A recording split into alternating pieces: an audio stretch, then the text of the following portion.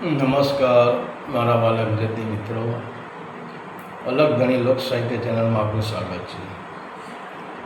તો આજે આપણે વાત કરશું કાદુ મકરાણીની. તો આપણે પહેલાં તો એ જોઈશું કે શું માણસ જન્મથી જ બારવટીયો બને છે? માણસ જન્મથી જ લૂંટારો બને છે? માણસ જન્મથી ડાકુ બને છે? ના. આમાં જે બારવટીયો બનવામાં જે દોષ છે એમાં હાથ જે સંપત્તિવાળા હોય, જેની પાસે ધન સંપત્તિ હોય, જેને પદ મળી ગયું હોય, જેને પ્રતિષ્ઠા મળી ગઈ હોય, જે કંઈક મોટો એને લોભો મળી ગયો હોય, અને આવા માણસો જ જેને જે આપણા રક્ષક કહેવાય, અને રક્ષક જ જો ભક્ષક બને તો પછી પ્રજાને ખરાબ નિર્ણય લેવો પડે છે. પ્રજાને બારવટીઓ બનવું પડે છે, પ્રજાને ડાકુ પણ બનવું પડે છે, પ્રજાને લૂંટારો પણ બનાવે છે.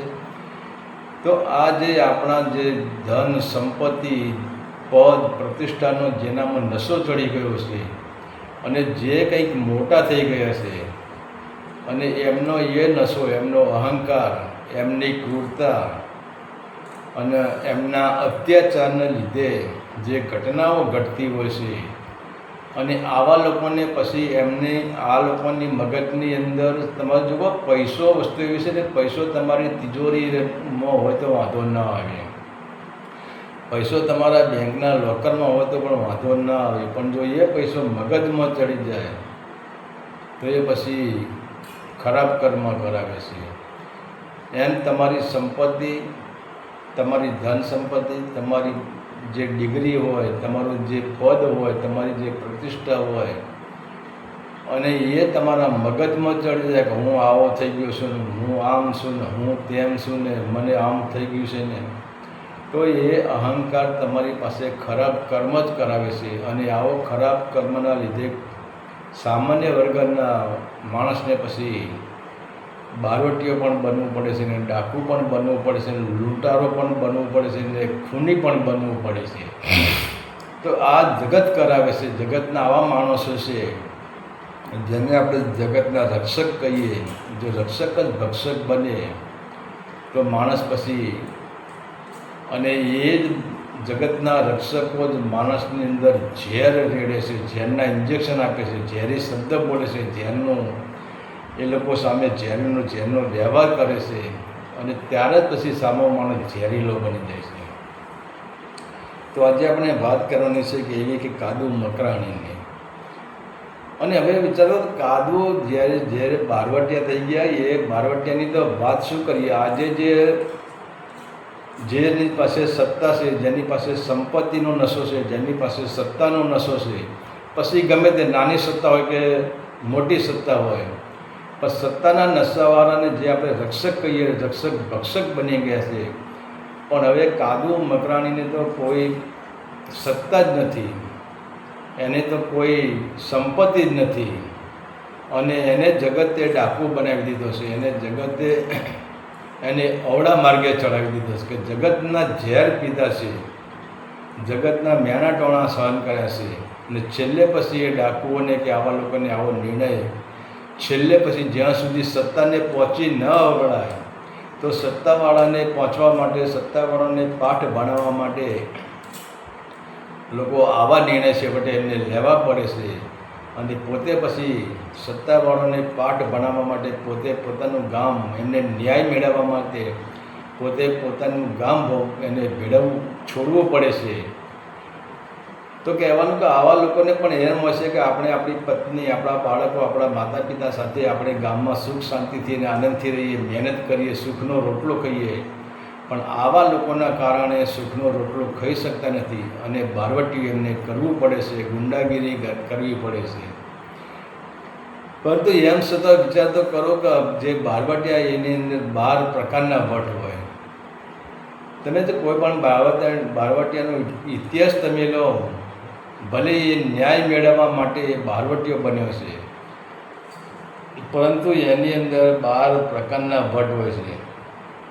એ દીકરીને પણ હેરાન કરતો નથી, ગરીબોનું પણ શોષણ કરતો નથી, બ્રાહ્મણોનું પણ શોષણ કરતો નથી, અને એક વખત તમે વિચાર તો કરો બારવટિયાની એનો વટ કેટલો. એક વખત જો એનો દુશ્મન આવે અને દુશ્મન આવીને એના પગે પડી જાય અને કહે હું તારી ગાય છું, હે કાદુ મકરાણી હું તારી ગાય છું, તો વિચાર તો કરો એવા દુશ્મનને પણ બારવટિયા છોડી દેશે કે જા મેં તને છોડી દીધો કારણ કે તું મારી ગાય છે. તો અમે બારવટિયા છીએ, અમે ગાય ઉપર અમે હાથ ના ઉપાડીએ, ગરીબ ઉપર હાથ ના ઉપાડીએ. તો કહેવાનું છે કે આવી જ આપણે એક વાત કરવી છે આજે કાદુ મકરાણીની.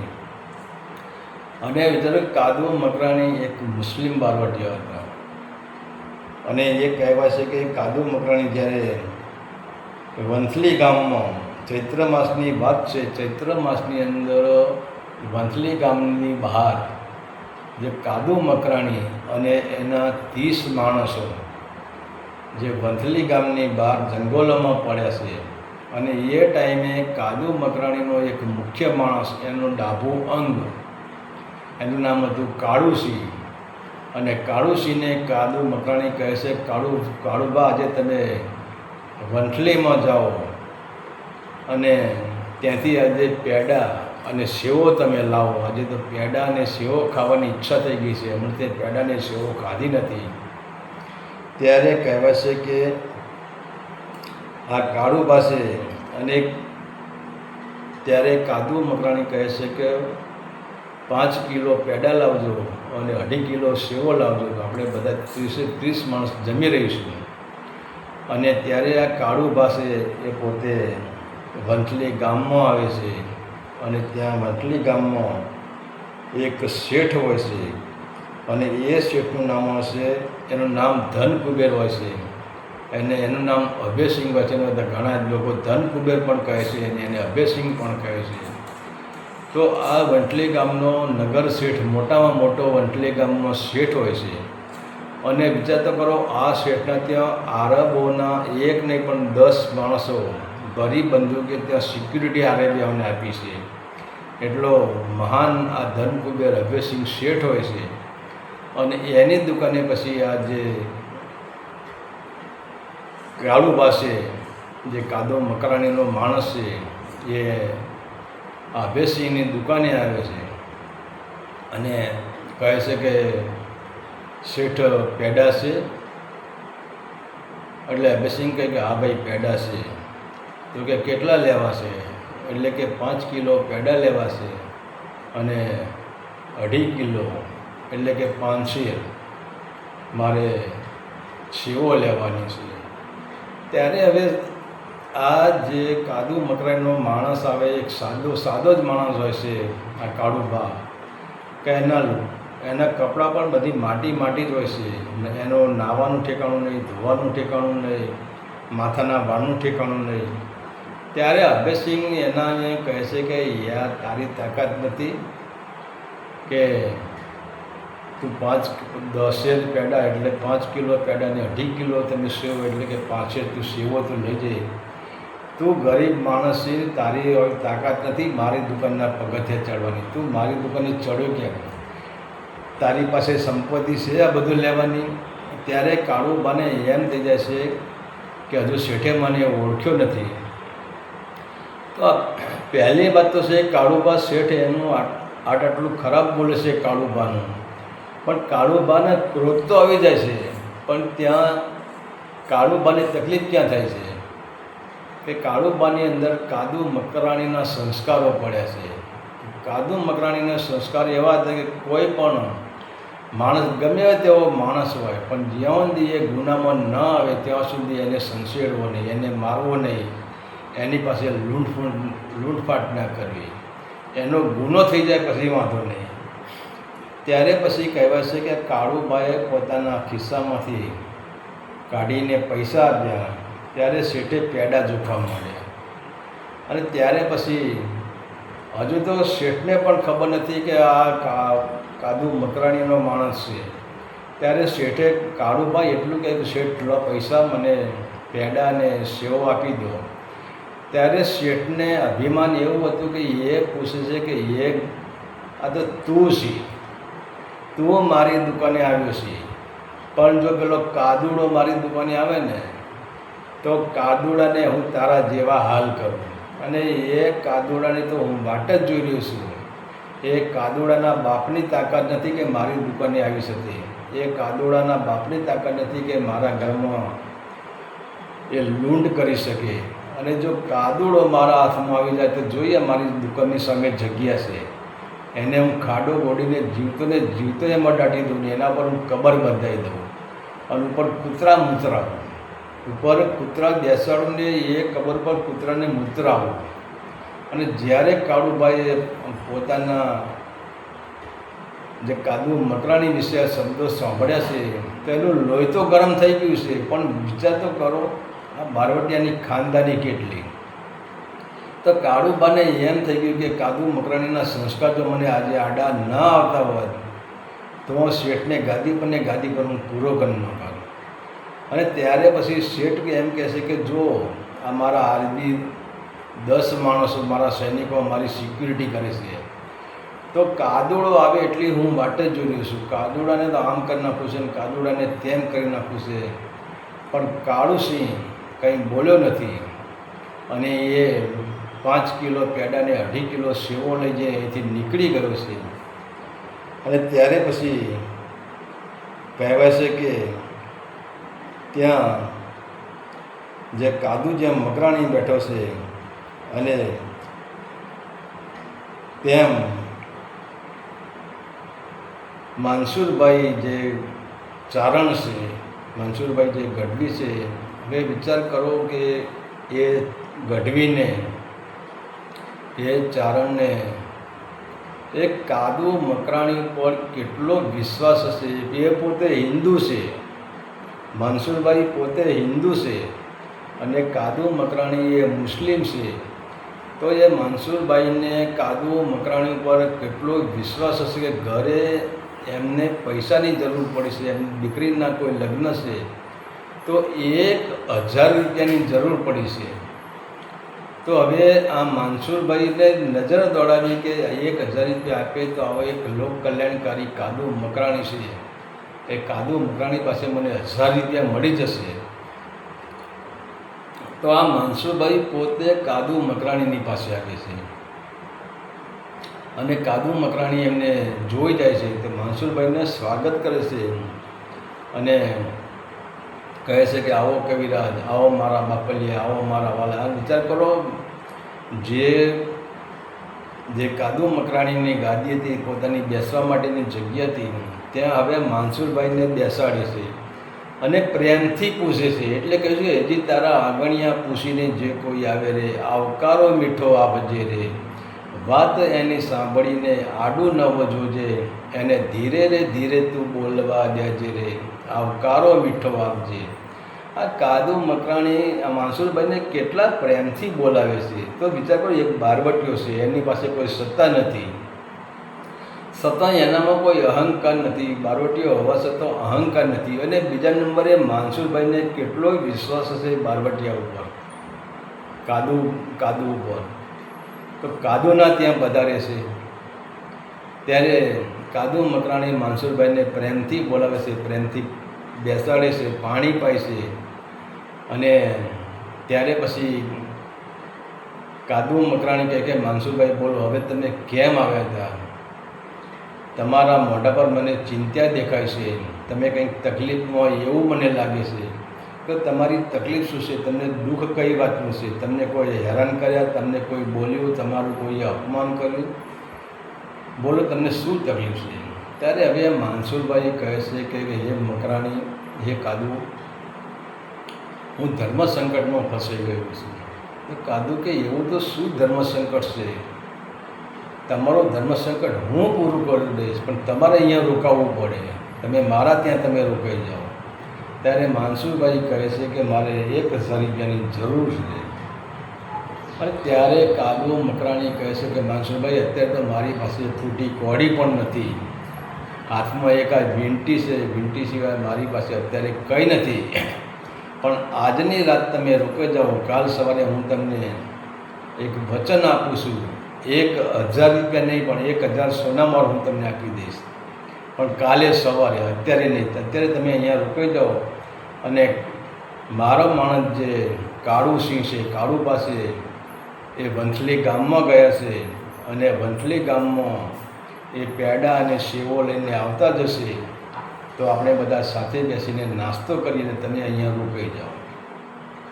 તો હવે માનસુરભાઈ તો ત્યાં રોકાઈ ગયા છે અને એ જ ટાઈમે આ કાળુસિંહ એ પોતે બચકો બાંધીને જે પેડા અને સેવો લઈને ત્યાં આવે છે અને 30 માણસની વચ્ચે એ સેવો અને પેડાનો ઘા કરે છે. ત્યારે કાદુ મકરાણી કહે છે કે માનસુરભાઈ કાળુબા, આ તો અનાજ છે અને અન્નદેવ કહેવાય. અન્નદેવનો તમે ઘા કેમ કરો? કેટલા સંસ્કારોની વાત કરે છે કાદુ મકરાણી, વિચાર તો કરો.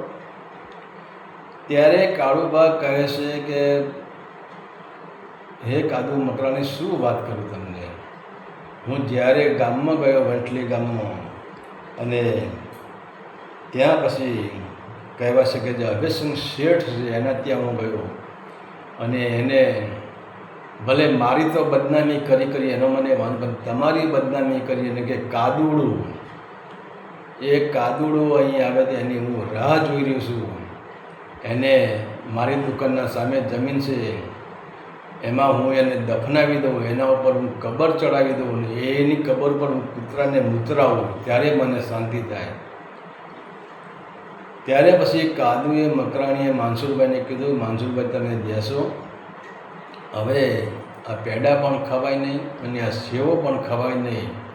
અને ત્યાંથી કહેવાય છે કાદુ મકરાણીના 30 માણસો લઈને, હજુ તો અંધારું થયું ના થયું એવો સમય થયો છે, તો કોઈના ઘરમાં રસોઈ બનતી હોય છે, લગભગ રસોઈનો સમય હતો અને કાદુ મકરાણીના 30 માણસો વંથલીમાં બેસી જાય છે અને જ્યાં અભયસિંહનું જ્યાં ઘર હતું, એનું મકાન હતું, ત્યાં જાય છે. હવે જે એમના જે આરબના જે 10 માણસો જે સૈનિકો હતા એ પોતે એમની રૂમમાં રસોઈ બનાવે છે અને એમની બધી બંદૂકો બહાર ખીંટીએ લબડાયેલી છે. તો કાદુ મકરાણી જેવો જશે એવો તો પહેલાં બહારની સાંકળ બંધ કરી દેશે અને એની બધી જ બંદૂકો છીનવી લેશે અને 10 આરબોનો રૂમમાં પૂરી દેશે. અને પછી એ અભયસિંહના ત્યાં જાય છે, જે શેઠના ત્યાં જાય છે અને શેઠ હજુ તો ખાવાની તૈયારી કરે છે, હજુ કોળિયો મુખમાં મૂક્યો જ નથી. અને ત્યાં કાદુને તો શેઠ ઓળખતા જ નથી અભયસિંહ. ત્યાં ડાકુ ત્યાં આવી જાય છે અને ત્યારે પછી શેઠને પકડે છે અને ઢસડીને બહાર લાવે છે. ત્યારે શેઠ કહે છે કે તું કોણ છે? ત્યારે કાદુ મકરાણી કહે છે કે તે મને ના ઓળખ્યો, હું કાદુડી છું. તું બપોરે તું કહેતો હતો મારા માણસને કાળું બને કે કાદુડી આવે તો મારે આમ કરી નાખવું છે ને કાદુડી આવે તો મારે આમ કરી નાખવું છે, એની કબર બનાવી છે ને એની કબર પર કૂતરો મૂતરાવો છે ને, તું એમ કહેતો હતો ને. હું પોતે કાદુ મકરાણી છું. અને વિચાર કરો, ત્યારે કાદુ મકરાણી શેઠને સાથીમાં એક જ લાત મારે છે અને એક લાત માત્ર શેઠના મુખમાંથી લોહી વહેવા માંડે છે. ત્યારે શેઠ કગરી પડે છે અને કાદુ કહે કે શેઠ તારી દરેક પટારાની ચાવી તું મને આપી દે. અને વિચાર કરો, ત્યારે શેઠની પત્ની, જેને શેઠાણી કહીએ, શેઠાણી દોડતી આવે છે અને કાદુ મકરાણીના પગમાં પડી જાય છે અને પગમાં પકડીને કગરી પડે છે કે હે મારા વીરા, હે મારા ભાઈ, તું મારો ભાઈ થઈને તું મને મારો ચૂંટણી ચાંદલો તું તોડી નાખીશ? તું મારો ભાઈ થઈને તારી બેનને તું વિધવા બનાવીશ? અને જ્યાં આ શબ્દો કાદુ મકરાણીના કાને પડે કે હે મારા વીરા, તું મારો ભાઈ થઈને તારી બેનને તું વિધવા બનાવીશ? તું મારો ભાઈ છે વીરા, અને મારો ભાઈ બેનના પતિ પગે તારા બંનેની ઉપર તું કેવી રીતે આવું કરી શકે? વિચાર તો કરો. બારવટિયાની ખાનદાની આવું તો આજનો જો કોઈ મોટો ડિગ્રીવાળો હોય ને, કોઈ મોટો જેને પદ મળી ગયો ને, એ માણસ આજ ના કરે. આજે તમે જુઓ, કોઈ પણ જેને જેને આપણે પદાધિકારી કે જેને નાનું પદ મળ્યું કે જેને મોટું પદ મળ્યું હોય એના સામે તમે લાલ આંખ કરો, એના પગમાં પડો, એને કગરો, તો પણ એ પણ તમને નહીં છોડે અને એ તમને પૂરેપૂરી રીતે તમને સજા કરશે, મારપીટ કરશે, તમને બદનામ કરવાની કોશિશ કરશે, પણ તમને છોડશે નહીં.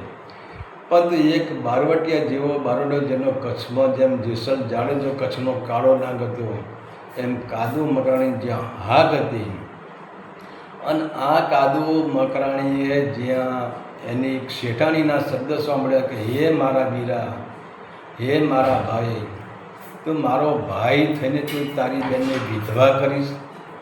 અને આટલા શબ્દો સાંભળતા જ કાદુ મકરાણીએ શેઠની ફેટ છોડી દીધી છે અને શેઠને કહ્યું છે કે જા શેઠ, આજ મારી બેનના લીધે તું બચી ગયો છે, કે મારી બેનનો ચૂડી ચાંદલો અખંડ રહે એ ભાઈની ફરજ છે, હું તને કંઈ જ નહીં કરી શકું. અને ત્યારે પછી શેઠાણી હતી એને પછી એના જે તિજોરીમાંથી જે એની સંપત્તિ હતી એનો ઢગલો કર્યો છે અને કાદુને કીધું છે કે હે મારા વીરા, આમાંથી તારે જે સંપત્તિ લઈ લે, સોના ચાંદી દાગીના રોકડા રૂપિયા બધું છે, તારે જે લેવું હોય એમાંથી તું લઈ લે.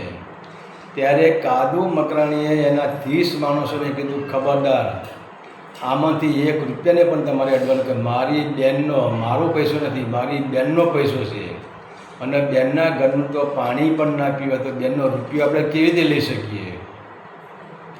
ત્યારે પછી કાદુ મકરાણી શેઠાણીને એટલે કે એની બેનને કહે છે કે બેન તું મારા માટે હવે એક કામ કર. ત્યારે શેઠાણી કહે બોલ મારા વીરા, બોલ મારા ભાઈ, તારે શું તકલીફ છે, શું જરૂર છે.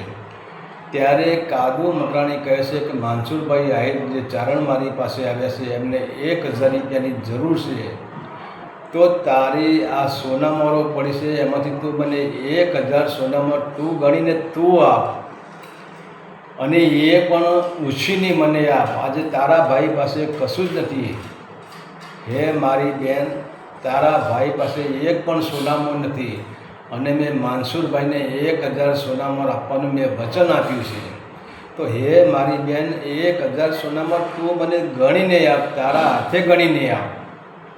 અને ત્યારે વિચાર કરો, એ શેઠાણીએ 1000 સોનામોરો કાદુ મકરાણીને ગણીને આપી છે કે લો ભાઈ માનસુરભાઈને આપી દેજો તમે. અને ત્યારે કાદુ મકરાણી કહે છે કે બેન 15 દિવસનો વાયદો અને 15 દિવસે હું તારી સોનામોર પાછી આપી દઈશ. અને ત્યારે પછી શેઠને કહ્યું છે કે હે શેઠ, તે પહેલાં કૂતરા જેવા છે તે સૈનિકો રાખ્યા છે એને તું કાઢી મેળ, કે આજે મારી બેનના ઘરનું રક્ષણ કાદુ મકરાણી કરશે. તારે સૈનિકો રાખવાની જરૂર નથી, તારે કોઈ બંદૂકધારીઓ રાખવાની જરૂર નથી, ખોટો પગાર તમે કોઈને આપશો નહીં, હું તમારું રક્ષણ કરીશ અને તમારો ધંધો ચાલશે કાદુ મકરાણીના નામથી ચાલશે. તો વિચાર તો કરો કાદુ મકરાણીની ખાનદાની. આજે તમે કોઈ ઓફિસર, કોઈ અધિકારી તમે જો તમે ગુનેગાર ના હોય, તમે નિર્દોષ હોય, એમ છતાં તમે જો ઊંચા અવાજે વાત કરો તો એ તમને ક્યાંય ને ક્યાંય પકડી દેશે. પરંતુ આ તો જે વાણિયાએ, જે અભિસિંહ નામનો જે વાણિયો હતો એને કાદુ મકરાણીનું અપમાન કર્યું છે અને એમ છતાં એની પત્ની એના પગમાં પડી ગઈ કે કાદુ મકરાણી તું મારો ભાઈ થઈને તો મને વિધવા કરીશ. અને જે ભાઈ શબ્દ સાંભળ્યો તે કાદુ મકરાણીએ એને બક્ષિસ આપી દીધી છે, એને ક્ષમા આપી દીધી છે અને એના ઘરની રખેવાળી કરવાનું એ વચને બંધાયો છે. એની સંપત્તિમાંથી 1 પૈસો પણ લીધો નથી. જે 1000 સોનામોરો લીધેલી એ 15 દિવસના વાયદે જેમ ભાઈ બહેન ઉશીનો સંબંધ રાખે, ઉશીનો વ્યવહાર કરે, તો ઉશીનો વ્યવહાર કરીને કાદુ મકરાણી પોતાની બેનને પાસે રડવા માંડ્યો છે કે બેન આજે હું લાચાર છું, હું તને કંઈ આપી શકું એવું નથી. પણ એમ છતાં કાદુ મકરાણીના હાથમાં એક વીંટી હતી અને કાદુ મકરાણી પછી વીંટી કાઢીને પોતાની બેનને આપી છે કે બેન તું જે માની તારા ગરીબ ભાઈને ભેટ તું પકડી લે. તો વિચાર તો કરો બારવટિયાની ખાનદાની. અને જો આજે આવા ઇતિહાસ આની જરૂર આ જગતમાં છે જ, કે આજે બધાના મગજમાં પૈસો ઘૂસી ગયો છે, બધાના મગજમાં સત્તા ઘૂસી ગઈ છે. ભલે તમે જુઓ સામાન્ય સત્તાવાળો હોય, કોઈ એની ઊંચી પદવી ના હોય, સામાન્ય નોકરી હોય, પણ તમે એનો પાવર જુઓ, એની અંદર સત્તા ઘૂસી ગઈ છે, એની અંદર પૈસો ઘૂસી ગયો છે. પણ જો આવા ઇતિહાસો, આવા માણસો જોઈએ તો એમની અંદરથી સત્તાનો પાવર ઓછો થાય. તો આ તો કાદુ મકરાણીની ખાનદાનીનો સત્ય ઇતિહાસ.